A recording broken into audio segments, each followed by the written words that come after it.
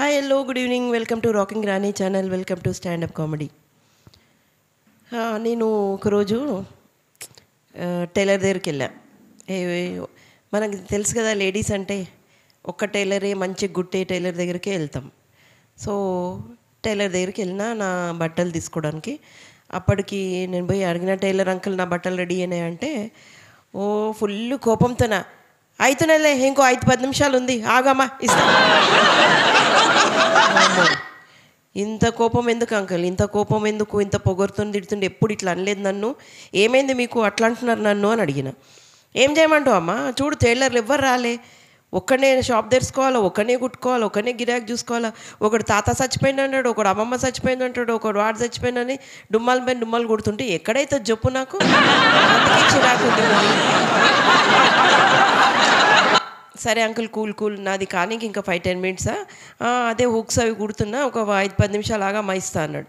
సరే uncle wait చేస్తాను అనేసి, సరే ఈ లోపల ఆయన కుడతా ఉన్నాడు, నేను ఏదో ఒకటి మాట్లాడించాలి కదా అని అడిగిన. అంకుల్ మీకు ఎంత ఉంటుంది ఏంటి సంపాదన, బాగానే ఉంటుంది అనుకుంటా కదా అంటే, ఏమమ్మా నీతో మాట్లాడుతుంటే నాకు లక్షల లాస్ అవుతుందిలే.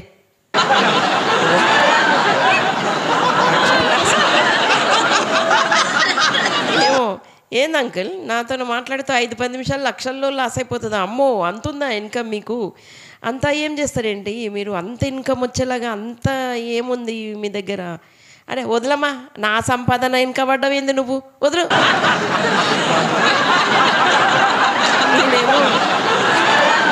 నేనేమో మస్క కొట్టుకుంటా అంకుల్ అంకుల్ అని కొంచెం ఈజీ చేయాలని మాట్లాడుతుంటే ఆయన కోపమే చూపించిండు. సరే కొంచెం కూల్గుండి మెల్లిగా ఒక నిమిషం ఆగి మళ్ళీ అడిగిన, అదిగా అంకుల్ మీకు మంచిగా ఆర్డర్స్ వస్తాయా, ఆర్డర్స్ ఇస్తారా మీకు బాగా అన్నాడు.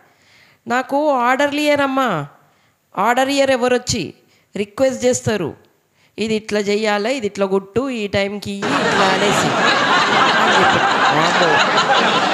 అంటే అంకుల్ నేను ఆర్డర్ అంటే అట్లా కాదు, ఆర్డర్ అంటేనే గిరాకులు ఎంత వస్తాయి, ఎంతమంది వచ్చి కుట్టమని ఇస్తారు అనే మీనింగ్లా అడిగిన అంకుల్.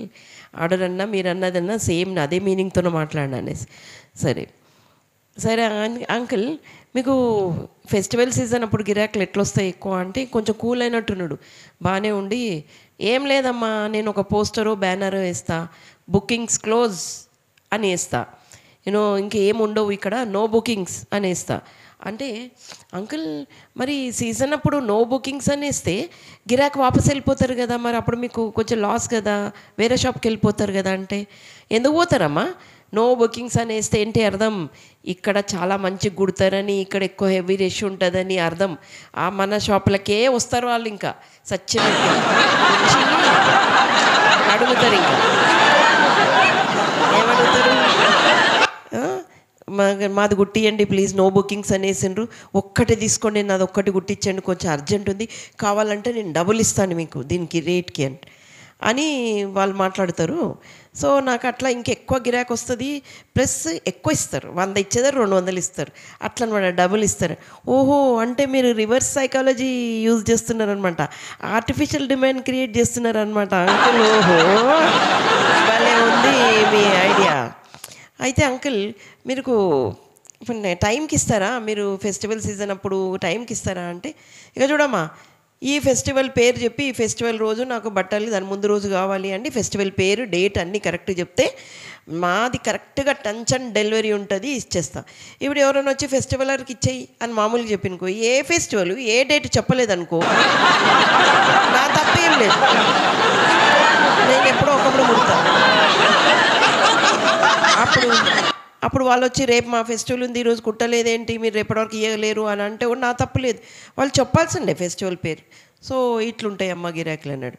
ఓహో అట్లుంటాయి. అయితే ఇవి ఒక్కొక్కసారి ఎవరిదైనా కామన్ కదా అంకుల్, మిస్టేక్ జరుగుతుంటాయి, బాగా గుట్టలేదు అది గుట్టలేదంటే, అమ్మ చూడమ్మా చాలా టైం ఇచ్చిన వాళ్ళకి నేను ఈ టైంకి ఇస్తా అని ఇట్లా వారం తర్వాత రా అని ఇస్తాం, మంచిగా కుడతా, పర్ఫెక్ట్గా కుట్టి ఇచ్చేస్తాం.